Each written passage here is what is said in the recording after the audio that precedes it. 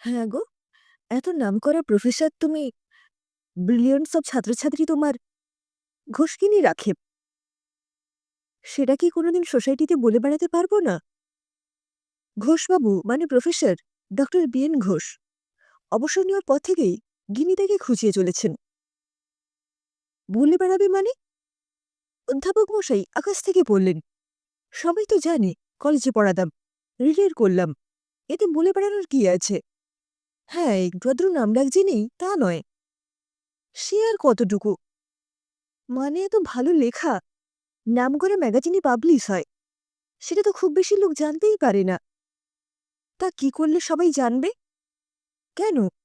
গদগদ গলা গিন্নির টিভি সিরিয়াল হবে এমন গল্প লেখা, এই ভয়টাই ঘোষবাবু পাচ্ছিলেন। ঘোষবাবুর মতো ঘোষগিন্নি এখন অবসরপ্রাপ্ত, একমাত্র মেয়ে হৈমন্তী। বছর তিনেক হলো মাল্টিন্যাশনাল কোম্পানির এক্সিকিউটিভ হয়ে ব্যাঙ্গালোরে আছে। বছরে বাদ দিনে কলকাতায় আসে, বাকি দিনগুলো ভিডিও কল ভরসা। রিটায়ারমেন্টের পরে স্বামী স্ত্রী দুজনেরই এখন ঝাড়া হাত পা, তাই ঘোষকিনি ধরে বসেছেন স্বামীর সুনাম ছড়াতেই হবে। স্বামীকে নিয়ে বা বলা ভালো তার বাংলা সাহিত্যের জ্ঞান নিয়ে গিনির বেজায় গর্ব। এতদিন না হয় কাজের চাপে সেই প্রতিভা কিছুটা চাপা পড়েছিল, কিন্তু এখন তিনি যে প্রতি গরবে কতটা গরবিনী সেটা লোককে না দেখালে কি সুখ আছে? আর তার মতে বিখ্যাত হওয়ার সবচেয়ে সোজা উপায় হলো যেভাবেই হোক টিভি সিরিয়ালে যোগদান। আরে, অভিনয় ক্ষমতা নেই তো কি হয়েছে, লিখতে তো দিব্যি পারেন। সত্যি বলতে কি, সেই কলমের প্রেমে পড়েই তো এতদিনে সুখে দাম্পত্য জীবন কাটিয়ে দেওয়া। ঘোষ গিন্নি একটা নামকরা স্কুলে ইংরেজি পড়াতেন। গিন্নির ইংরেজি জ্ঞানকে ঘোষবাবু রীতিমতো সমীহ করেন। শুধু একটি জিনিস ঘোর অপছন্দ, টিভি সিরিয়ালের প্রতি ঘোষ গিন্নির অদম্য প্রীতি। সন্ধে হলে ইংরেজিকার মতো একের পর এক বাংলা সিরিয়াল। ভয় তিনি বৈকালীন তাসের আড্ডা থেকে যতটা সম্ভব দেরি করে বাড়ি ফেরেন, আর ফিরেই কোনোক্রমে এক কাপ চা বা কফি বানিয়ে শোয়ার ঘরে ঢুকে পড়েন। দরজাটা শক্ত করে আটকে পছন্দের গান চালিয়ে দেন, যাতে ওইসব বোকা বোকা সংলাপগুলো কানে না আসে। গিনির অবশ্য তখন এসব কোনো কিছুতেই কোনো হুঁশ থাকে না। রাত্রি 9:30 অবধি সম্মোহিতের মতো বাহ্যজ্ঞান শূন্য হয়ে টিভির সামনে বসে থাকেন। তারপর হয় রাতের খাওয়া দাওয়া, আর বন্ধ ঘরে বসে সিরিয়ালের অভিনেতা অভিনেত্রী, পরিচালক, প্রযোজক, চ্যানেল কর্তৃপক্ষ এবং গিনির মুন্ডুপাত করেন ঘোষবাবু। ইংরেজি সাহিত্যে পণ্ডিত একজন মানুষের এই কি পরিণতি! সেই সিরিয়ালের গল্প লিখতে হবে ভেবেই শিউরে উঠলেন ঘোষবাবু, কিন্তু স্ত্রীকে মুখের ওপর তো না করা যায় না। তাই শেষ চেষ্টা হিসেবে মিনমিন করে বললেন, কিন্তু এসব সিরিয়াল সম্পর্কে কিছুই তো আমি জানি না, আমি কি পারবো সেসব? থামো তো, খুব পারবে। গিনি ঝংকারে বক্তব্যে বাধা পড়ল। সেই যে তখন আমাদের প্রিন্সিপাল ম্যাডাম যখন কলেজের অ্যানুয়াল ফাংশনের জন্য প্রেসিডেন্সির বাংলা হেড অব দ্য ডিপার্টমেন্টকে একটা নাটকের ব্যবস্থা করে দিতে রিকোয়েস্ট করলেন, তখন কে লিখেছিল? হ্যাঁ, অধ্যাপক মশাইয়ের মনে পড়ল সেলের কথায় প্রায় এক রাতের মধ্যে সি স্টুপস বেন্টু দ্য কঙ্কারকে মুদ্রানো সময়পয়ত নাম দিয়ে বাংলায় অনুবাদ করেছিলেন। গিনির কলেজের ছাত্রীরাই সেই নাটক মঞ্চস্থ করেছিল। অভিনয় শেষ হওয়ার পর হাততালিতে হল ফেটে যাওয়ার জোগাড়। প্রিন্সিপাল ম্যাডাম ও অন্যান্য অধ্যাপিকারা স্যার এবং ছাত্র তথা নাট্যকারের প্রশংসায় ভরিয়ে দিলেন। সে তো কোন কালের কথা, আর সেই নাটক লেখার সুবাদেই তো তোমায়।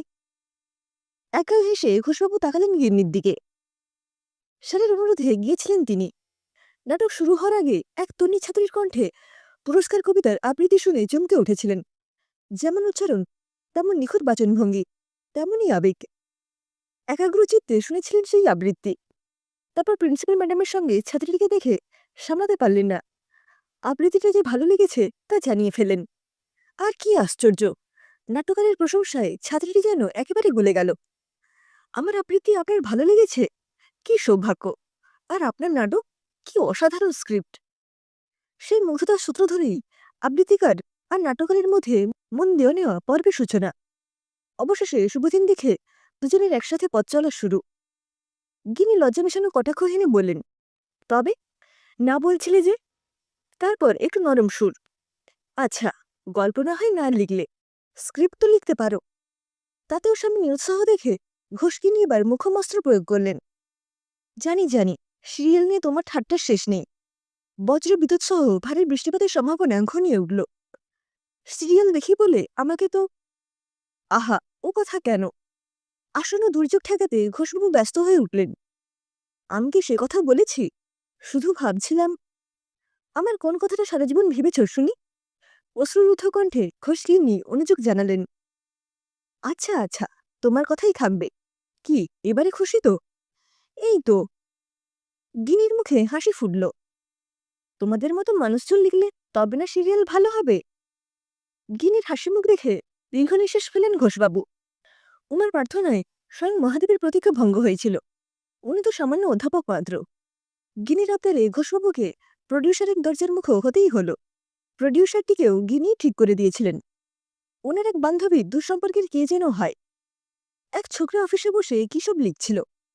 পরিচয় দিতেই, আপনি বসুন বলে একগোছা কাগজপত্র বের করল। জানা গেল সে নাকি সহকারী পরিচালক। এগুলো পড়ে দেখুন। সব জানতা বিজ্ঞের মতো ভাব দেখিয়ে বলল, এটা কি কাপন কি জ্বর সিরিয়ালের গল্পের সংক্ষেপ। এবারে গল্প অনুযায়ী নেক্সট কয়েকটা এপিসোডের স্ক্রিপ্ট লিখে ফেলুন। সিরিয়ালের নাম শুনেই ঘোষবাবুর আকেল গরম হয়ে গেল। কথা না বাড়িয়ে গল্পটা পড়তে শুরু করলেন। বেশ কয়েক কথা পড়লেন। সাহিত্যে দখল আছে। উপন্যাস গল্প নাটকও কম পড়েন না। নিয়মিত লেখালেখিও করেন। ফলে ব্যাপারটা বুঝতে খুব একটা অসুবিধে হলো না। মন দিয়ে পরের কয়েকটা এপিসোডের স্ক্রিপ্ট লিখতে শুরু করলেন। ইতিমধ্যে এক কাপ টালটালি চাও এসে গেছে।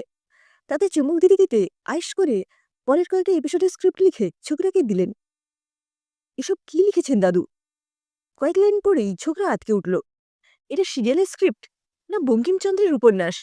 পই পই করে বলেছিলাম সিরিয়াল ফিরিয়াল দেখে এরকম কাউকে পাঠাতে। তা না, পাঠালো কোন বাংলার প্রফেসর। এদের দিয়ে কি কাজ হয়? আপনি কি এইসব কিছু? না ভাই, দেখা হয় না। হ্যাঁ, আগেই বুঝেছি। ঘোষবাবু কিন্তু হাল ছাড়ের মানুষ নন। জেদ চেপে গেছে, করেই ছাড়বেন। আচ্ছা ভাই, আপনাদের আগের কিছু স্ক্রিপ্ট? তা আছে। ছোকরা ঘাড় নাড়ল। দেখুন, সেই পড়ে যদি কিছু করতে পারেন। সেই বস্তু কয়েক পাতা পড়েই মাথা ঘুরে গেল। এগুলো কি? যেমন ভাষা তেমন বিষয়বস্তু। গল্পের গরু গাছে নয়, একেবারে আকাশে ডানা মেলে উড়ে বেড়াচ্ছে। তার সঙ্গে মানানসই ভাষা আর লেখার ধরন। কে এসব লেখে? কেই বা এগুলোকে পড়ে? কারা এসব স্ক্রিপ্ট নিয়ে সিরিয়াল বানায়? আর কারাই বা সেই সিরিয়াল দেখে? কিন্তু ঘোষবাবুর মনে ইংলিশ অনার্স গিনির মুখটা ভেসে উঠল। মাথাটা আরও গরম হলো। দাদা দাঁত চেপে শবতোক্তি করলেন। এসব ছাইফর্সা গেলার জন্যই কি দিনরাত করে ইংরেজি সাহিত্য নিয়ে পড়াশোনা করেছিলে? শেক্সপিয়ার, ওয়ার্ডসওয়ার্থ, শেলি, কিটসদের টেম্স যাত্রা না করালেই কি চলছিল না? এইসব ভাবতে ভাবতে আর পড়তে পড়তে কেমন যেন খেপে উঠলেন। এই অখাদ্য জিনিস যদি স্ক্রিপ্ট হয় এবং সেগুলো যদি কেউ লিখে থাকে, অর্থাৎ এই অপদার্থরা, তাহলে তিনি কি তাদের থেকেও খারাপ? দেখাই যাক না। এই ভেবে বিতর্কে কলম তুলে নিয়ে খসখস করে কাগজের ওপর চালাতে লাগলেন। তারপর বেশ কয়েক পাতা লিখে ছোকরাকে দিলেন। বাহ, এ তো পুরো চুম্মা লেখা দাদু। এই না হলে বাংলার প্রফেসর। দাঁড়ান, দাদাকে একবার দেখিয়ে আসি। এই বলে কাগজগুলো নিয়ে হন্তদন্ত হয়ে ভেতরে ছুটে গেল। ব্যাপারটা কি হলো মনে মনে ভাবলেন। ছোকরা কি মাথা খারাপ হয়ে গেল নাকি? কি দুর্দান্ত লিখেছেন দাদু, পুরো জমে ক্ষীর। বলতে বলতে ডিরেক্টর সহকারী শুধু লাফাতে লাফাতে হাজির। আপনার হাতে এরকম জাদু আছে তা তো জানতাম না। ফাটিয়ে দিয়েছেন তো। জমে ক্ষীর, ফাটিয়ে দিয়েছেন, এসব কি ভাষা তা মাথায় ঢুকল না। সুগারের রোগী, মিষ্টি খাওয়া দূরে থাক, গিন্নি মিষ্টির দোকানের ফুটপাত দিয়ে হাঁটতে পর্যন্ত দেন না। কিন্তু এদের হাবভাব দেখে মনে হচ্ছে ব্যাপারটা ভালো লেগেছে। বছরখানেক পরের কথা। ঘোষবাবু এখন নামকরা স্ক্রিপ্ট রাইটার। ওনার লেখা স্ক্রিপ্ট মানেই সিরিয়ালে টিআরপি চচ্চর করে বেড়ে যাওয়া। যে চ্যানেলের সাথে যুক্ত আছেন তারা মোটা টাকা দিতে কার্পণ্য করে না।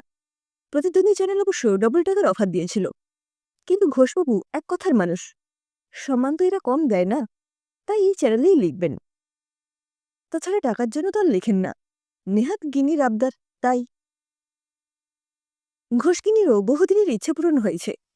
নামকরা স্ক্রিপ্ট রাইটারের স্ত্রী হওয়ার সুবাদে উনি এখন সোসাইটির একজন গণ্যমান্য সদস্যা।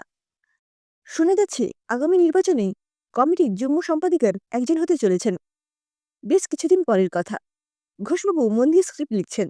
এমন সময় সর্বনাশ হয়ে গেছে দাদু। ভগ্নদূতের মতো পরিচালক। কি ব্যাপার, কি হয়েছে? হিরো অবোধ কুমার মুম্বাইতে চান্স পেয়ে আমাদেরকে কাজ করা দেখিয়ে সিরিয়াল মাঝ রাস্তায় ফেলে চলে যাচ্ছে। তা তোমাদের কন্ট্রাক্ট কিছু? আর কন্ট্রাক্ট? পরিচালক প্রায় হাহাকার করে উঠল। ওদের যা পয়সা আর ক্ষমতা, তাতে আমরা পেরে উঠব না। উল্টে প্রোডাকশন হাউস বেচে দিতে হবে। বলেছে খুব বেশি হলে একদিনে শুটিং করতে পারে। ওদিক থেকে যে অলরেডি 6 মাসের অ্যাডভান্স নিয়ে নিয়েছে। একদিন শুটিং করতে পারবে তো ব্যাস, এত ভাবার কি আছে? ভাববো না, আগামী 3 মাসের শুটিং বাকি। হিরো একদিন সময় দিয়েছে, এর মধ্যে কি করবেন? তুমি ভুলে গেছো? ঘোষবাবুর গলায় বলা ভয়। আগের এপিসোডে হিরোইন হিরোকে গয়নার দোকানের বাইরে ওয়েট করতে বলেছিল না? তাতে কি? ডিরেক্টরের চোখ কপালে। কি আবার, দোকানে চুরি হবে। মালিকের সিকিউরিটি গার্ড হিরোকে চোর ভেবে ধরবে। তারপর থানা, পুলিশ, কোর্ট কাছারি, যা হয় আর কি। ব্যাস, এখন হিরো চলল জেল খাটতে। কিন্তু কোর্ট সিনেও তো কয়েকদিনের। আরে দূর কোর্ট, ঘোষবাবু যেন অলৌকিক ক্ষমতাসম্পন্ন হয়ে উঠেছেন। সব ব্রেকিং নিউজ। কলকাতার নামকরা গয়নার দোকানে দুঃসাহসিক চুরির চেষ্টা। হিরোইনের বাবা সেই খবর শুনে হুঙ্কার দিয়ে স্ত্রীকে বলবে, ফের যদি তোমার মেয়ে ওই লোফাটার সঙ্গে সম্পর্ক রাখে। পরিচালক স্তম্ভিত। 6 মাস বাদে তোমাদের হিরো যদি সময় দিতে পারে, তখন না হয় বেলে ছাড়িয়ে সিনে হাজির করিয়ে দেব। ঘোষবাবু নির্বিকারভাবে বলে চললেন, না হলে আবার অন্য কিছু।